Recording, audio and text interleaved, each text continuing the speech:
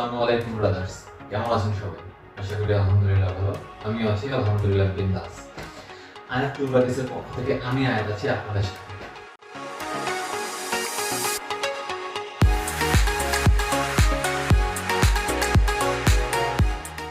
আমাদের এবারের পর্ব রাঙামাটির কাপ্তাই লেক এবং রাঙামাটির একটা স্বর্গ বলা যায় যাকে বড় দামিল। তাকে ছোট্ট একটা কনফারেন্স করে নিই। এটা হচ্ছে যে আমি অলরেডি বলছি আমি এটা কেন অনেক ভুলভাবি থাকে, মানুষ তো ভুল থেকেই শিখে। অলরেডি আমি শিখতেছি।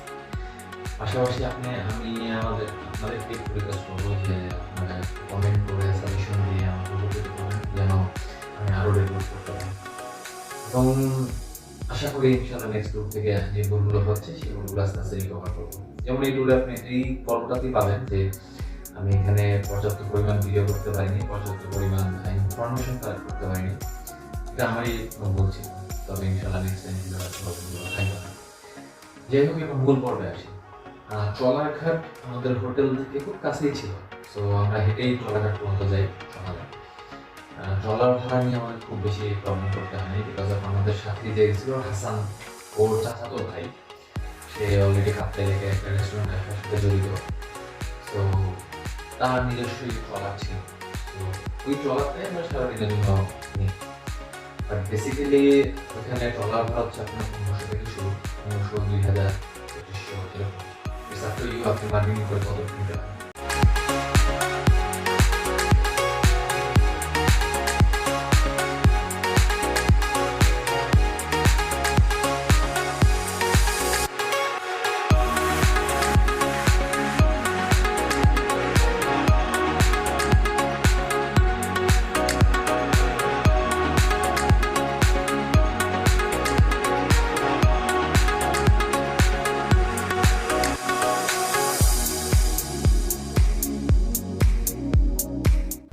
আমরা শুরুতে টার্গেট করি যে আমরা এই প্রজেক্টটা দেখতে যাবো, হাসান ভাইয়ের যে প্রজেক্ট, সেই প্রজেক্টটা দেখতে যাবো।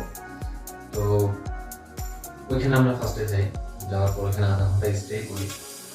একদম বিগিনিং, মানে মাত্র কাজ শুরু করছে, অতটা এখনো শেষ হয়নি বা মিডল পর্যন্ত মাত্র কাজ শুরু করছে।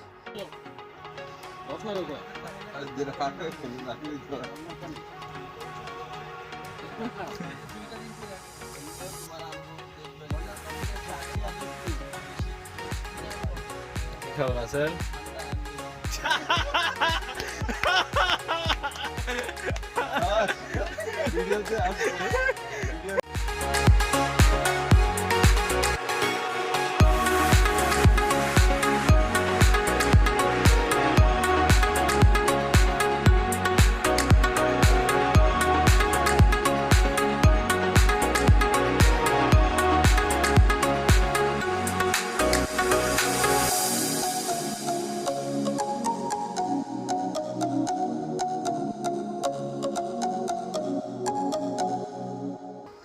ওইখানে আধা ঘন্টা থাকার পরে দেন আমরা দুটো ঝর্ণার উদ্দেশ্যে এখান থেকে যাই। একটা হচ্ছে সুবলং ঝর্ণা, দ্বিতীয়টা এর নাম দেওয়া। ওখান থেকে যখন আমরা রওনা দিই, এরপরে আসলে কাপ্তাই লেকের অরিজিনাল যে ভিউ চলে গেল।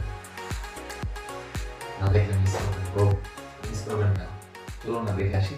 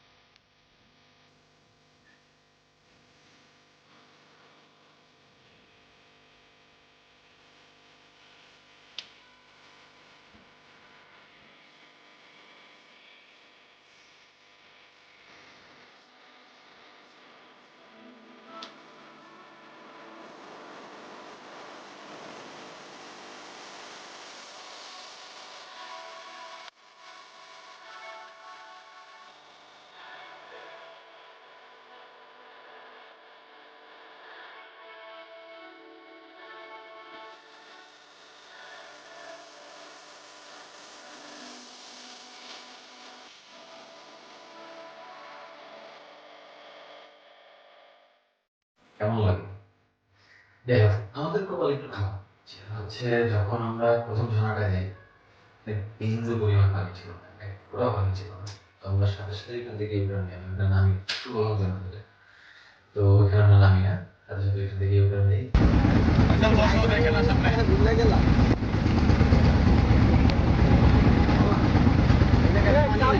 হ্যাঁ, পানি নাই টিকিট কেটে কি ঢুকবেন নাকি?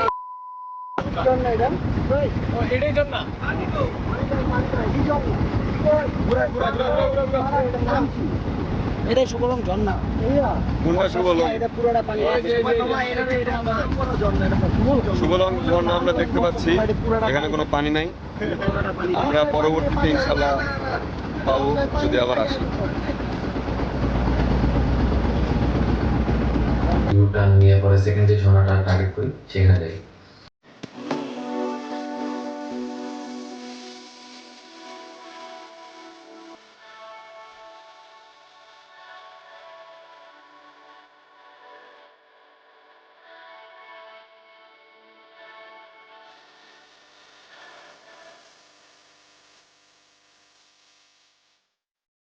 তো ঠিক ঝর্ণাটা কাছাকাছি যখন পৌঁছাই ঠিক তখনই বৃষ্টি শুরু হয়, আনফর্চুনেটলি তখন আর ভিডিও করা হয়।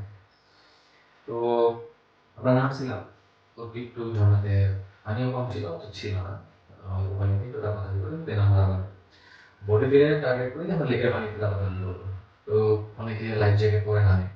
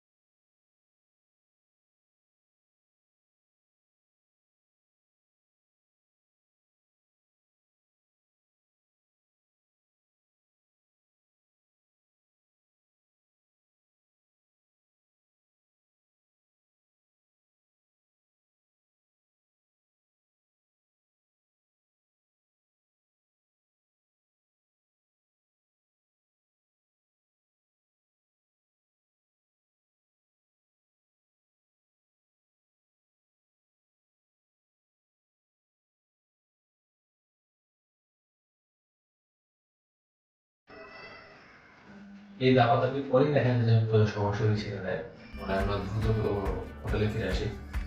দেন লাঞ্চ করতে করতে বেজে যায় প্রায় 3টা। একে 3টা বাজে প্লাস বৃষ্টি সব মিলে আমরা একটু কনফিউজড হয়ে যাই যে বড়দাম যাওয়া যাবে কিনা। তো আমি আর রাসেল আফসোস করতে থাকি। এর মধ্যে দেখলাম হাসানও তাও দিয়ে চল যায়। দেন 3জন মিলে রওনা দিই। প্রথমত বৃষ্টি একটু প্রবলেম করে, কিন্তু তারপরও যায়। পরে ওখানে যাওয়ার পরে বুঝতে পারি যে আসলে না আসলে কি মিস করতাম।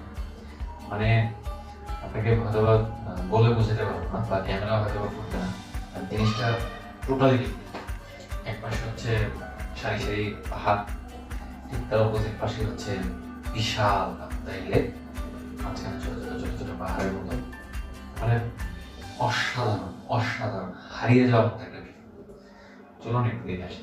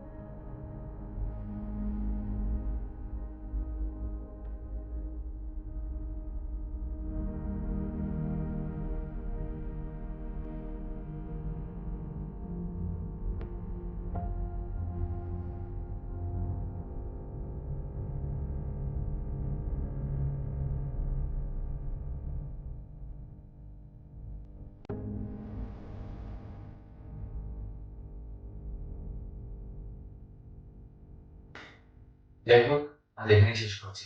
আমার চলে যাবো না, ইনশাল্লাহ নেক্সটে দেখা হবে নতুন কোনো রাস্তা নিয়ে। নতুন পর্যন্ত আসলে ভালোই থাকে। আল্লাহ হাফেজ, আসসালামু আলাইকুম।